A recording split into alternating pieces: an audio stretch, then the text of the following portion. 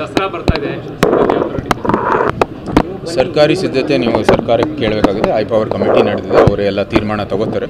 ನಮ್ಮ ಅರಮನೆ ದಸರಾ ಅದು ಹೇಗಿದೆ ಪದ್ಧತಿ, ಧಾರ್ಮಿಕ ಪದ್ಧತಿ ಪ್ರಾಚೀನ ಕಾಲದಿಂದ ಹೇಗೆ ಬಂದಿದೆ ಅದೇ ರೀತಿ ಮುಂದುವರಿಯುತ್ತೆ.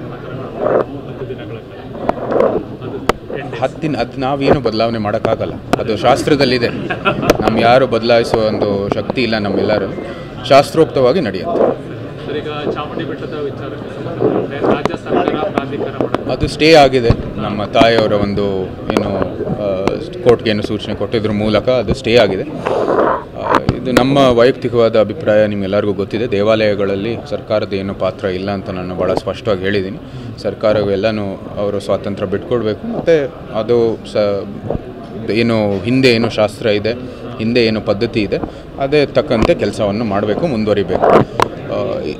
ವಿಷಯ ಎಲ್ಲ ಸಬ್ಜುಡಿಸ್ ಇರೋ ಕಾರಣಕ್ಕಾಗಿ ನಾನು ಅದ್ರ ಬಗ್ಗೆ ಏನು ಹೆಚ್ಚಾಗಿ ಏನು ಘೋಷಣೆ ಮಾಡೋಕ್ಕಾಗಲ್ಲ.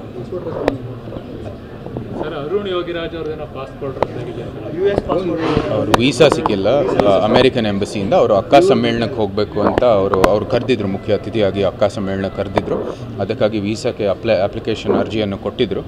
ಆದರೆ ಅವರು ರಿಜೆಕ್ಟ್ ಆಗಿದೆ ಅಂತ ಮಾಹಿತಿ ಈಗಲೇ ಬಂದಿತ್ತು. ಅದೇನದೇ ನಾವು ಸರಿಯಾಗಿ ಪರಿಶೀಲನೆ ಮಾಡಬೇಕಾಗಿದೆ.